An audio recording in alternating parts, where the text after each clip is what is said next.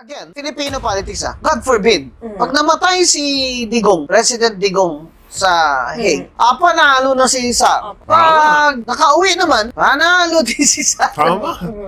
Wala ho tayong mahabang pag-usapan ngayon kung isa ho kayo sa nagmamahal, sumusuporta dito kay Atty. Guanzon para ho sa inyo ang video na ito dahil mga kabdita, ni-rate niya na ho lahat kung saan talaga naman nakakahiya itong si Marcos Jr. Lahat talaga ng kabalbalan, lahat ng pagnanakaw mga kabdit, ginawa niya na ho sa administrasyon niya. Tuwing nagkikipag-meeting siya sa ibang bansa, lagi ho nauutal-utal na kaya naman itong ating mga kababayang Pilipino OFWs, kinahihiya ho na presidente ho isa. Hindi lang yan mga kabdit, oras nga na mawala na ito si Tatay Digong dyan sa, alam nyo na, sa ICC, kung sumakabilang buhay siya, God forbid mga kabdit, panalo pa rin ho si BP Sara dahil nga itong milyon-milyong Pilipinong sumuporta, nagmahal dito sa ating Tatay Digong, babalik at babalik, buwelta dito sa admin ni Marcos Jr. Sisipain ho siya papunta sa Hawaii. Yan ho ang malinaw na.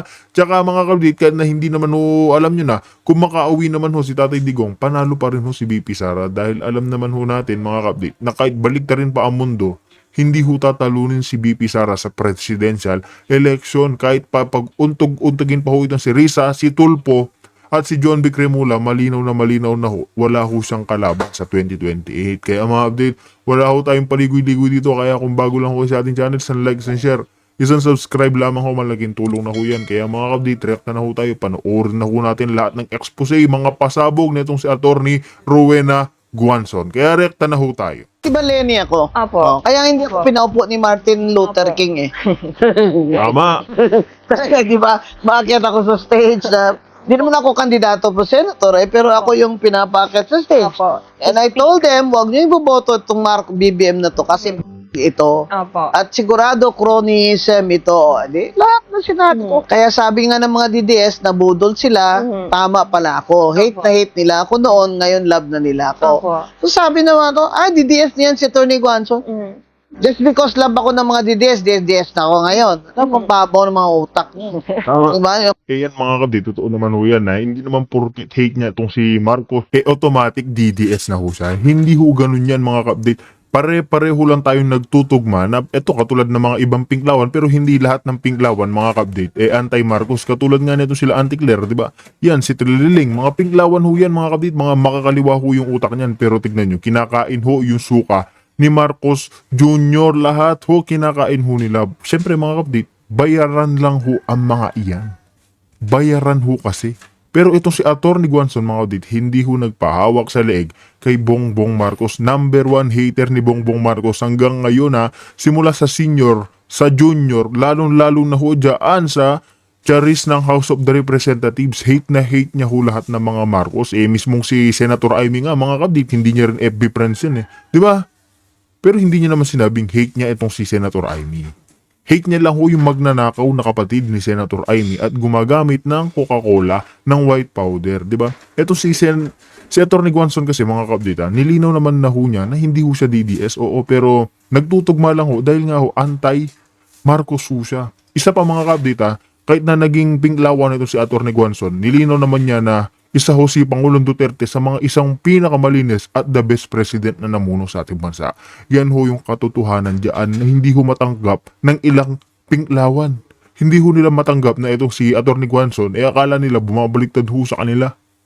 Sinabi ho kasi niya na isa nga si Tatay Digong sa may malilinis na intensyon at mumurahin ni Tatay Digong yung mga magnanakaw dyan sa gobyerno. Kaya noong kapanahunan ho niya, wala hong nagnanakaw. Natatakot ho kay Tatay Digong. Di ba? Cory Aquino ako, anti-Marcos ako. Opo. Diba? Cory Aquino appointed by President Noynoy Aquino 2 times. Correct. Diba? SCOA Commissioner and COMELEC. Dilawan ako. Kung nagka-campaign dahil kay Lenny. Kasi Lenny and GC was a personal friend. Very close kami. Anti-BBM talaga ako. Opo, ever Buong since. pamilya namin. Sinabi ko sa mga kapatid ko, fight Marcos na naman?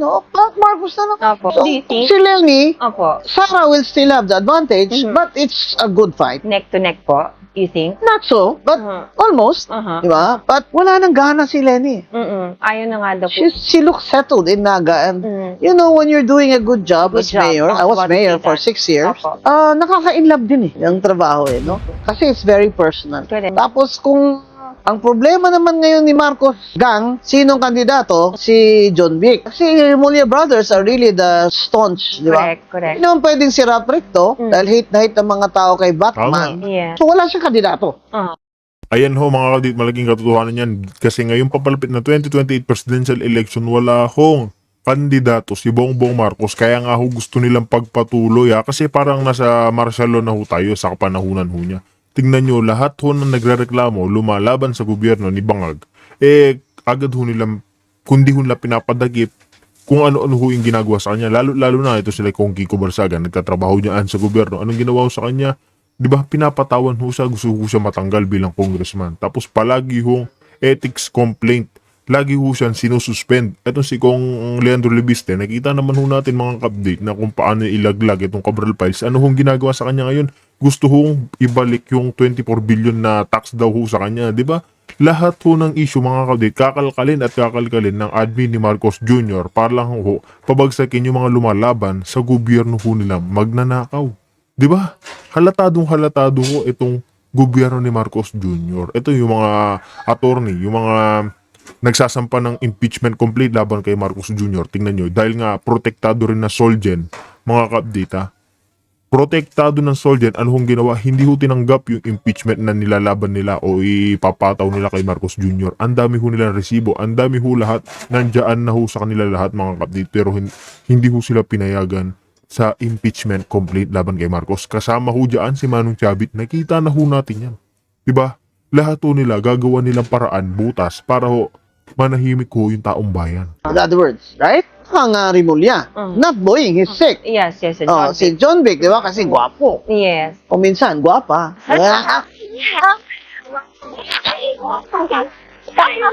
John Vic, huwag ka magagalit kay Mama Bing, ha? Ang pikon sa akin, no? Ang pikon talo. So, ang ano ko, kandidato nila, Trillanes is throwing this Marcos Rizal Ontiveros. Ito kasi mga update. Sinabi ho ni Atty. Guanzon na minsan kasi balik ko ito alam niyo na, yan si John Vic, meron ho kasi mga litrato yan mga update doon sa basketball, yung mga estudyanteng college students, kung hindi ho tayo nagkakamali, mga UP, kung hindi ho tayo nagkakamali, pero halos karamihan, pinagyayakap niya ho kasi itong mga, alam niyo na yung mga basketball player. Tuwan-tuwa ho siya mga update Parang kinikilig ho yung wet packs ni John Vic na gusto niyang, alam niyo na, di ba? Ganun ho kasi mga itsura niya. Lahat ho mga update ng basketball player pinagyayakap niya na kinikilig ho sa itsura niya. Di ba? Kaya marami hong nagdududa na mukhang balik ho talaga ito si John Vic. Di ba? Yes. Alliance. Yes. Kain suka talaga. Suka kain. Pero mo yan, I was meeting kanina with mga dilawan ko na friends na dati mga kaliwa kami sa UP, di ba? At sa ang school sila, ganyan. Generation namin yun 70s. Sabi ko, ano ba itong mga ganyan? Sabi nila, grabe, no, kaya nila yan. Na never again, tapos ngayon, Again and again. ngayon, why not? May compromise Saan ko compromise Correct. Diba? Ayaw ko sa kanya. Sabihin lang, nag-away ba kami? Hindi. Ba't kami nag-away? Hindi naman kami friends. Wala kang relationship to begin with. Wala dati nga, Facebook, dinilit ko pa siya. May nagtanong sa akin, bakit ko daw dinilit siya? Actually, magkikipag-Facebook friends ako sa senador. Ako ng friends kay Amy sa Facebook Wow, hindi pwede yun. Meron kami prepare ng mga names po dito na bubunutin niyo po. Ay, bunot. Oo. Pag bunot niyo po, ang gagawin niyo po, Mama Bing, is either one-liner o magbibigyan kayo ng facial reaction, which is you are known for. Bagong game? Opo, bagong game po. Ito po, bunot po kayo kung anong gusto niyo, one word or facial reaction po ang gagawin natin. Oy! Yes. Gusto ko yan. Ito po, Corina Sanchez. Rojas. Power figure, di ba? Kasi she can hold her own. Sawa siya ni Mar, pero you don't think of Corina Sanchez that way. She's really on her own. When I see Corina Sanchez sa TV, I see a powerful image. Sana, yun lang, she'll take on more aggressive topics. Kasi very safe yung mga topics niya. And you know, what separates the shaft from the grain is the gut. Which you have. I'm sure, but she's just not showing it. Yeah. Next. Ito tayo sa manipis, baka may pera dito. Oh, okay. Ito na po. Rafi Tulfo. 350,000. Tip lang yan. Naku po. Oh my God, tumatawa lang po Tip ako. lang yan, ha?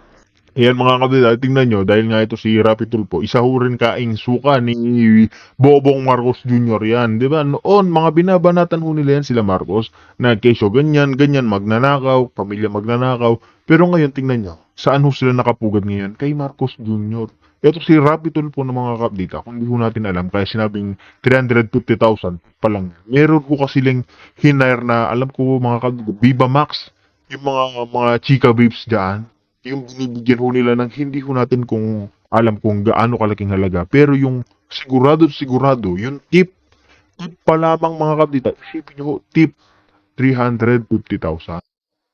Diyan ho nila winawaldas yung mga binabayad ho o yung mga buwis ho natin sa mga babae ho nila.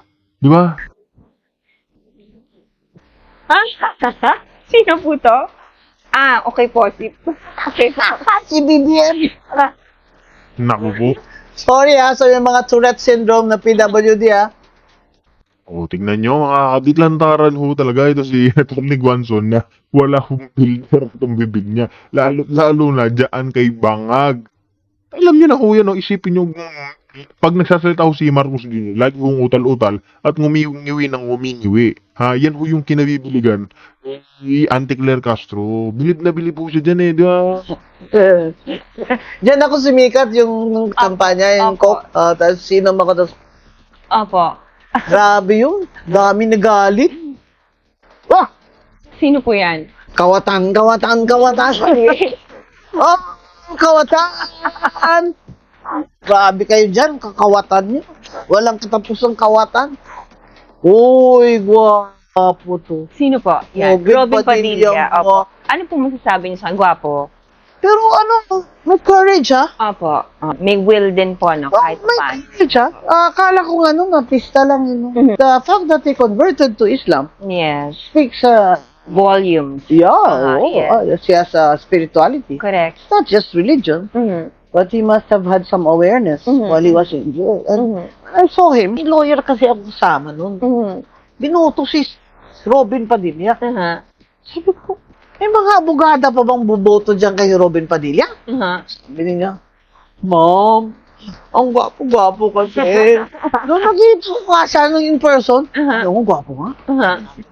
Pero not only that, but he exudes kindness. Yes. Which is important for a public servant. Mabait siya. And you cannot say that for a lot of men. A lot of men will come in, is arrogant. Pero si Robin Padilla, mabait siya. Pick mo na. Rodrigo Duterte. Bongga. Duterte pa rin. Grabe talaga. What? Kahit anong masabi niyo sa kanya, ayaw niyo sa kanya, ano yan. This man, Rodrigo Duterte, has a charisma that is unparalleled. Pero ang charisma niya sa masa, hindi sa elite. Opo. I think he came at a time when the Filipinos were so tired of elitist politicians. Also, that we've never had a president from Mindanao in a long time. Because Rojas was from the Visayas, right? Osmeña was also from the Visayas. So, ang feeling ng mga tao na Mindanao is left out. I think up to now, they still feel that way. Pero si Rodrigo Duterte, makita mo fatalistic itong tao. If there's one word I can say about Digong, we were mayor together. And that's how we met before. Because I was president of the League of Cities. League of Cities. He's fatalistic. Nung nandun siya na sa Villamor, he was really trying to compose himself. Na parang, kesera-sera. And if this is gonna happen, I'm gonna do this with dignity. Fatalistic siya. Which, pag fatalistic ang tao, you cannot do him a lot of harm. Emotionally and all that. Kasi, he knows his fate. Ma'am Bing, tingin niyo mapapauwi pa po siya? I don't think so. kailangan talagang tapusin yung kaso. Oo, hindi yung motion nila na ma-house arrest siya. I don't think that will be granted. But, again, Filipino politics God forbid, pag namatay si Digong, President Digong, sa Hague, panalo na si Sara. Nakauwi naman, panalo din si Sara. Tama. Talaga, ito si BBM gang with their congressmen, talagang lahat na lang gagawin. May impeachment, may plunder case, may already 125 million in confidential funds is liquidated with the COA. Compared to your billions and billions na ninakaw nyo dyan, sa ghost projects nyo at flood control, mga kakukbakan nyo dyan. Sus! Diba? Yan nga update, totoo yan. Oras na mamatay o alam niyo na, sa makabilang buhay, si FPRRD dyan sa ICC. Siyempre yung galit mo ng milyon-milyong Pilipinong sumuporta, nagmahal ho dyan, lalo hong sasabog dito kay Bongbong Marcos. Kasi mga ka-update kung hindi ho naging presidente si Tatay Digong ng kapanahunan noon, lalo na ng COVID-19, ano ho tayo ngayon? Maraming ordinaryong Pilipino ho ang masasawi. Yan ho yung malaking katotohanan dyan. Hindi ho niya pinabayaan. Yung Pilipinas, yung Dolomite Beach, nilinis ho niya. Isipin nyo, sa sobrang daming presidenteng dumaan, lumukulok dito sa ating bansa, meron ho ba nakaisip na linisin yan? Wala ho. Di ba si Redon gusto niya pa nga pa-imbestigahan kung magkano. Alam niyo na, para ho, siraan na naman yung mga Duterte. O noong kapanahunan pa ni Tatay Digong mga kapatid, natakot yung mga karamihan sa, alam niyo na, yung mapang-abuso sa kababaihan, kahit nga hayop, inaabuso nila dahil kating-kating na ho yung kanilang ari. Marami hong ganyan, pero natakot ho dyan sa Duterte mga kapatid. Natakot ho sila. Bumabaho yung krimen. Pati yung Coca-Cola mga kapatid, yung white powder, bumaba din ho yan. Hindi man ho naubos, pero at least mga kapatid, marami hong nagbago. Marami hong nagbago sa kapanahunan ng Duterte. Yan ho yung malaking katotohanan dyan. Kaya kahit na umuwi si Tatay Digong, panalo pa rin si VP Sara. Pinapakita lang ho kasi dito mga kapatid na yung pagmamahal ng Pilipino sa mga Duterte, buong buo ho. Kahit hindi ho mangampanya yan si VP Sara, mga kabdita, diretsahan ho tayo. Automatic ho mananalo yan bilang 2028 presidential election, ha? Number 1 ho siya sa taong bayan. Kahit na pagbalik ta rin ho natin, depende na lang ho mga kabdit kung talagang magawa nila ng paraan na ma-impeach si VP Sara. Kasi sunod-sunod na taon ho yan. 2027, 2028 mga kabdit. Sulut-sulutin ho nila yan. Kasi madadamay din ho yung mga mga kakampuke. Alam niya ho yan. Madadamay ho sila kasi mga Duterte ho nilililis din ho yung mga yan. Yung mga NPA, mauubos ho yan, lalo na marami sa gobyerno niyan. Diyan nga lang sa mga mababang kapulungan, mga kabit, nandiyan na ho halos. Di ba ito si Renico, alam niyo na yan, yung iniwan ho nila doon sa bundok. Galit na galit ho yung nanay, yung magulang, na sawi yung kanyang anak. Di ba? Marami ho, malilinis ho nila ng Duterte. Kaya yung mga pinklawan, yung mga tulpo, mga loyalista ni Marcos Jr., magsasanib puwersa lang ho para pabagsakin si Sara Duterte. Di ba? Halatado na ho sila. Nagsasanib puwersa, pero ito mga kabila, lilinawin na ho natin. Kahit hindi na mangampanya si VP Sara sa 2028 presidential election, basta hindi lang ho siya makasuhan, ma-impeach, automatic ho mga kabila, sigaw ng taong bayan. Duterte ulit. Duterte pa rin. Depende ho yan kung dadayain ni George Garcia yung butuhan. Sino ba lalaban kay VP Sara? Si Miss Lenny nga daw, sinabi na, wala na, hindi na, ayaw na ho. Si Risa Ontiveros lalaban si Sara? Tingin niyo ho ba matatama ho yan? O si John Vic na baklita, tingin niyo ho ba tatama rin ho yan? Si Pinky Lacson, tingin niyo ho ba mananalo ho sila kay VP Sara? Wala na ho. Kahit pag samasamahin pa ho nila yung boto niyan nila, mga kabit, wala na ho. Hindi na ho nila matatalo yung Sara Duterte. Di ba? Malinaw na ho yung future. Another Duterte sa presidential. Di ba? Parang tumigil na nga kayo. Yun na message ko sa mga congressman na ito. Tumigil na kayo. Kaya alam mo yung mga 2 years pa sila mag. Oo. Pero yun na nga, gusto ko parang si Rip Van Winkle ba? Natulog ka na pagising mo. Matulog ka ng 100 years, pagising mo, wala na sila dyan. Mama Bing, how do you feel? Do you feel vindicated na nung time na dapat congresswoman ka, hindi binigay sa'yo ng Panginoon? I feel Pero blessed. ngayon po, nangyayari lahat to? Yes, I feel blessed. You know why? Because two things would have happened. One is I would have compromised for the sake of my constituents, meaning I'll go along with Martin, so we get also our ayuda and all, funding. etc. Or early on, I would have stood there in a privileged speech because I knew about that 5% na insertion na kickback. I knew about that. Congressman told me. But the best blessing of all is I was spared. Yes. Right. When Yes, you become a congressman or congresswoman now, it's no longer a prestigious title, right? I was spared. I was spared precisely so I can do this now. I can call them out. I can call them thieves. If I were congresswoman now, I will not be able to do that so much, right? Pero I'm free. And you're also guided by God. Of course. I always pray before I eat. Yes, Before yes. meals, It's very before important sleeping. for a public servant like you to have that, sealed from God. And you have to have fear of God. Exactly. I was raised by Christian parents. My father was a Baptist. My mother was a devout Catholic. And I went to Silliman High School, which is an American Presbyterian college. No? Now, the Americans are no longer. But at the time when I was there, the Americans were still there. So, I still worship in both Catholic Church and the Protestant churches and born-again churches. So, it's very important that our government leaders have fear of God. To lead the right way and to be in the right path. Kasi yung mga yan, sisimba-simba lang mga yan, pakitang tao. Dahil yung hawak-hawak nung Santo Niño, di ba nakakahiya yan? Yes. Kung ako mahihiya talaga ako sa inyo, sayaw-sayaw nyo yung Santo Niño. Buti na lang, hindi kayo sinapak ng Santo Niño. Nung nag-disaster doon sa Cebu, wala kayo doon.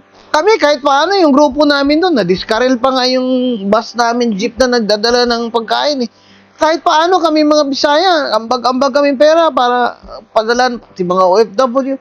Kahit paano, sila kayo nag-ayuda doon, tapos sayaw-sayaw kayo. Santo Niño, kahilas ba?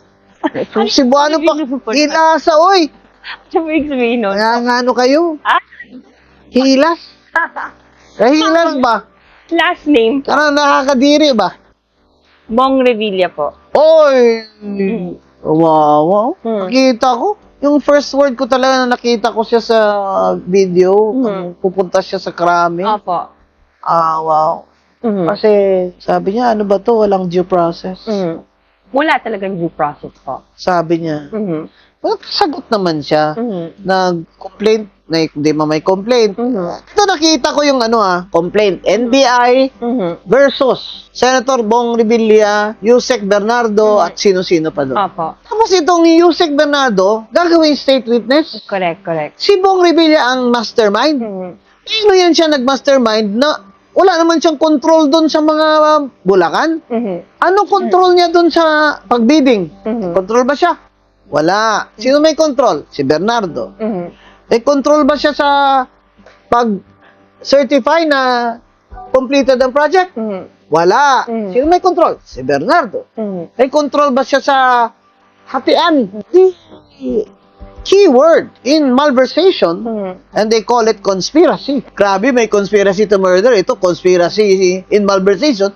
The keyword is control. Diba? Ano siya naging mastermind? Sabi ko talaga, parang itong, halata na ito na lahat ng Sara Duterte, kagaya ni Eric Yap, Congressman Eric Yap, siya na naman ang sunod dyan. Pulong, di ba? Gano'n din nila si Pulong, wala silang nakita. Lahat ng mga Duterte, talagang titirahin nila. Yung mga supporters ba? Para si This is Sara. a never-ending Oh, wow. till 2028. 2 years. And yet, you see, look at Sara Duterte, just playing with the kids, Yes. opening her package from Shopee. Yeah, You know? naglinis sa dagat po. Opo. Going around every provinces. And so the question is, sino ang kandidato na makakakonect sa tao? People identify with her. Kasi kunyampo, I'll give you an image. Kung si John Vic Rimulya, candidate for president, will pick up a child who has Down syndrome. Di ba sasabihin mo, napaka-contrived naman ito? photo ops lang to, di ba? Kasi hindi naman yan talaga na, mahilig sa bata eh. Alam ko may bata din siya.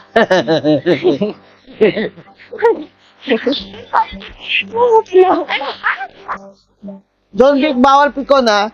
Si Sara Duterte, she's in the campaign. She picks up a child with Down syndrome. Wanay siya. Mhm. And you will feel. Mhm. Relatable po. Yes. Opo. That's the difference. Mm. So now, goal na goal ba kung sa Bisaya pa itong mga BBM gang na ito kasi wala silang kandidato. Ipapa-impeach sila, ipapa-plunder nila, ipa-disqualify nila, kung ano-ano na lang. Eh lalo naman nagagalit ang mga tao. Sa atin naman, kung hindi kanyang gusto nyo, eleksyonin natin. Bakit?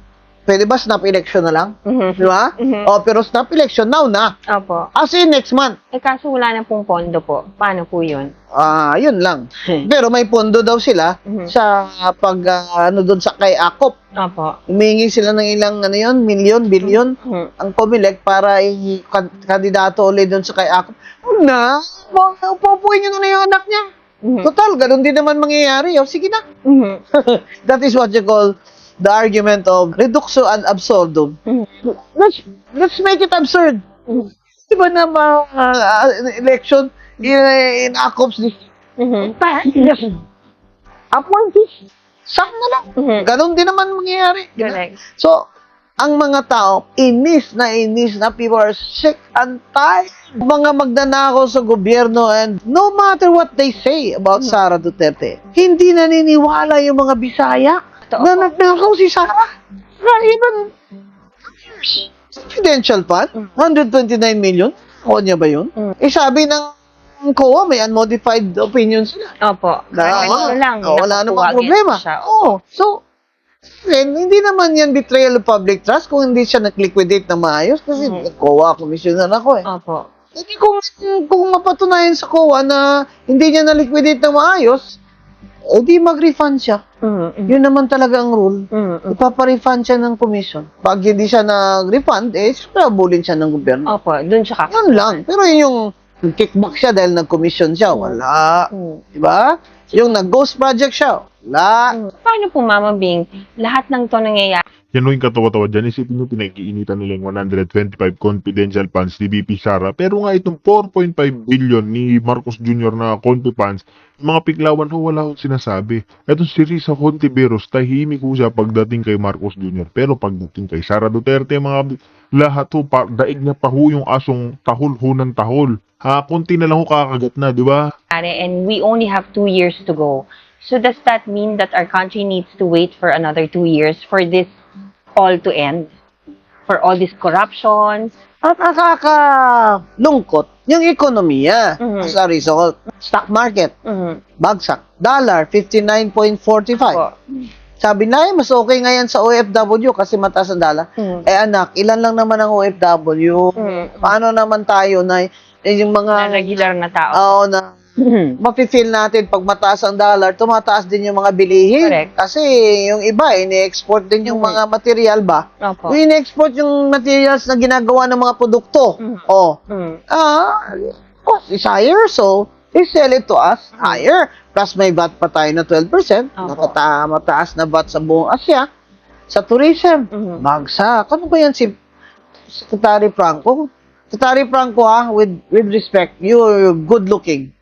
You're good looking. Ma'am, you're so good looking. That is not the forum for your pictures. We're trying to promote the country. Promote our beaches, the people, nature, ganyan. So anyway, illiteracy. Grabe, functionally illiterate, 80%. Opo. Grabe naman. Alam mo ba, kami noon, Cadiz West Elementary School, grade 1, nagsusulat na kami at nagbabasa. Pero Bisaya, ha? Me, because I was bilingual, because of my parents, we spoke English at home. Hindi ka marunong magbasa at sulat at 7 noon, in the 1960s. Hindi ka akit sa grade 2. Hindi ka ma-accelerate po. Ngayon, marunong ang Pilipino magbasa, pero hindi niya pala naiintindihan. Comprehension. Ay, hirap niyan. Kasi yung mga libro nasa English, yung mga manual ng trabaho, English. How did we get to this? Ngayon lang nagising si BBM. All of a sudden, papunta na tayo sa bagong Pilipinas.